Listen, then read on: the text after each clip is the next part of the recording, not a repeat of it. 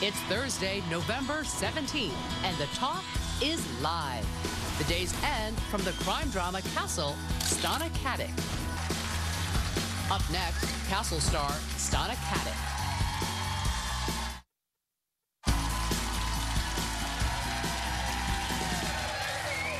Welcome back. Our next guest plays a New York detective trying to figure out her relationship with a smoking hot police consultant while trying to recover from a near-fatal gunshot wound. Take a look. It's a classic symptom of post-traumatic stress disorder. I don't have PTSD. You were shot by a sniper. I think it's fair to say this case is going to bring up issues you still haven't dealt with. Okay, then fine. I'll deal with them. Right now, I need to figure out how to make this stop. Please welcome Stana Katic.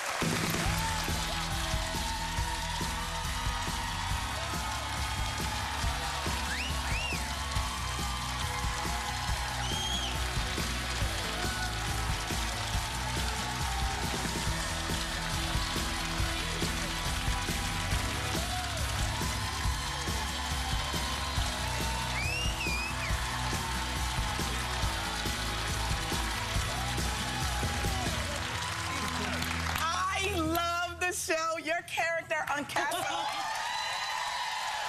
is a cross between Pepper Anderson and Laura Croft, that Tomb Raider chick, that police woman. Loved her. Oh my God. So many questions. Okay, but first we'll start with your family. Okay. So you are one of a huge family. There's six children in total. Yes. But in 7 years, in like 7.5 years, yeah. Wow. You're number firstborn? I'm number one. Oh, that's a lot of responsibility. Wow. What was that like growing up in your house with? Everybody asks what that was like. It's awesome because I have maybe not for your mom. Well, no, I know. There's a period of time that nobody knows what she looked like not pregnant. Yeah. But yeah, I mean, we had playmates all the time, and they were right there under the same roof. And we owned a furniture business at the time, so we had this really huge warehouse that we just kind of roamed around like little bison, you know, doing projects and building castles out of furniture boxes and things like that, and obstacle courses. So it was really nice. It was like a great foundation for a great imagination. And you guys all got along? We did. I mean, you know, you have your regular spats as little kids, but I'm very protective of them, and I think that they are of me as well, and I really, really love them, and I really am willing to do anything to make their future as big and as bright as possible. Yeah. That's so sweet. Is that back when you decided to become an actress? Were you young, or did that come later? Yeah, no, I was like 4. And we were in a little pizzeria, a neighborhood pizzeria, and one of our family friends leaned over and asked me, I can still remember, you know, because people are so huge when you're little, so I think I was up to like halfway up to her knee, and she goes, what do you want to be when you grow up? And I was like, I want to be an actress. And I see my dad being like, no, you mean dentist. Yeah, so I was little, and I used to grab my siblings in the middle of the morning, like 6 o'clock in the morning before we had to go to school, and force them to do plays with me on our porch. You know, I always had a big cast because they're all there.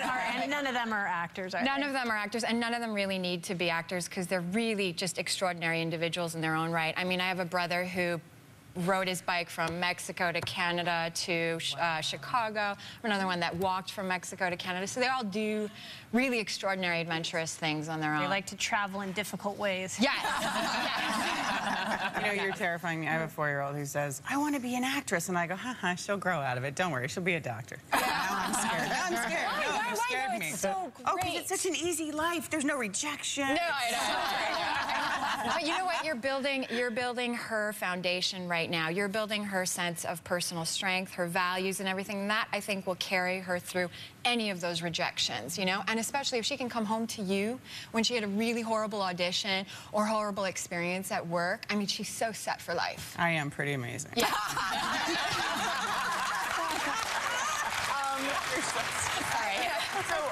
So I have a couple quick questions about Castle. I want to make sure we get them in because your character on the show is very tough, very smart. Yeah. But you said you didn't want to be, because it always happens when women play cops, they want to kind of man you up, and you said you didn't want to be like one of the guys on the show. Yeah, you know, I mean, I think that's kind of like an old way of storytelling where a girl, in order to be working in a guy's world, had to be one of the guys. She had to dress like a guy. She had to kind of neutralize herself. And I think we're at a stage where women can be sensual, where they can be feminine, and yet they can have their strength with them. They can still hold authority. And so for me, it was really important that she can be visually feminine, that she can be a woman and enjoy her femininity and still be respected as an authority in the precinct, you know? So that was something that we worked with wardrobe on, with makeup on, with hair on, and the producers were really collaborative on that. We have a great lead producer, Andrew Marlowe, who loves women, and so I think he loved letting her shine as a woman in the end, which is nice. Well, we love the way you're portrayed. Thank you. Stana Katic, thank you for coming on the show. You can see Castle Monday nights at 10 o'clock on ABC. We'll be right back.